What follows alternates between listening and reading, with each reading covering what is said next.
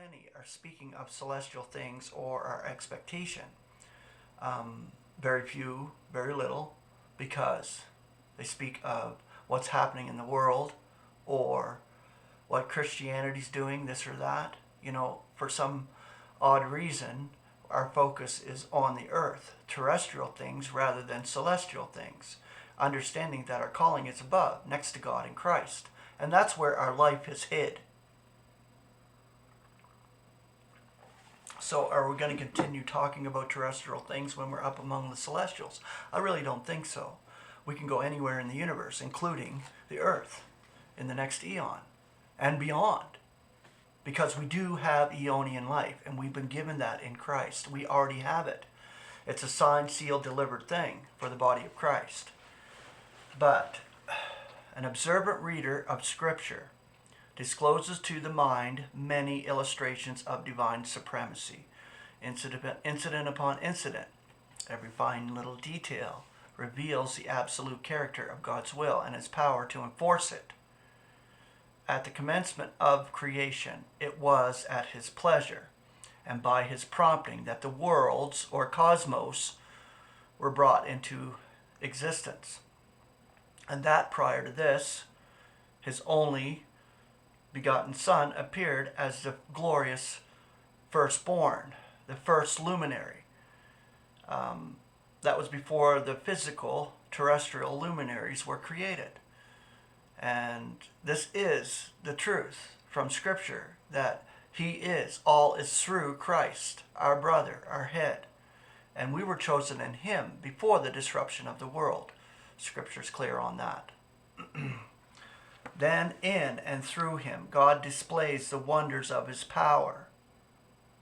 To the Son is assigned the marvelous executive ability of carrying out and seeing through the Father's high purpose. And it is in the details of this purpose that we perceive God's supremacy. It is therefore revealed in the wisdom and grace of His Word, to the intent that we should have an excellent ground for confidence in and reliance upon the living God and His living Word that's in us. The conciliation message, the illumination of it to those around us, no matter what. That God intervenes in human affairs not only finds confirmation in Scripture, but in everyday life as we all experience it. So our everyday experiences as we go forward. We're not going backwards, we're going forward, moment by moment. Every moment we go forward. We never go backward. We can remember things from the past. But do we have to dwell on the bad things? Do we have to dwell on all the experiences we suffered? No, we do not. We need to move forward with the new humanity that God has graced us with in Christ.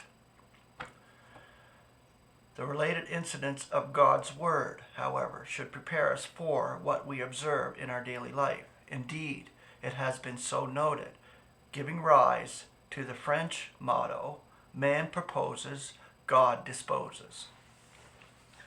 I didn't know that was a French motto, but apparently it is. In Jacob's life, this is remarkably seen. His name means circumventer. This is what Jacob means. And he gave it much meaning, as we well know. But he had much to learn, and only so learned from his human impotence. His name was changed to Israel, to which may be given the meaning Deity Controls. So Israel means Deity Controls. A great lesson, not only for Jacob, but for all mankind. In the case of Gideon, there's another fine expression. Realizing his weakness, he exclaims, O my Lord, wherewith shall I save Israel? Behold, my family is poor in Manasseh, and I am the least in my father's house. But poverty is his. In his case was no bar to the will and purpose of God for him. In the story of Ruth, too, there is a telling illustration of God's directive power. The words of Boaz to Ruth are worth quotation.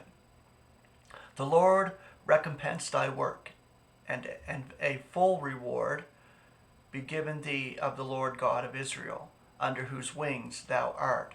come to trust. Ruth chapter 2, verse 12. These words are worthy of notice here. Work, reward, trust. The sequence is applicable in our own day. God always recompenses, for he is no one's debtor, and his reward is always sure and satisfying. The lovely figure of speech employed well denotes his gracious care, under whose wings thou art come to trust. It all shows how wisely and how well God looks it upon life down here.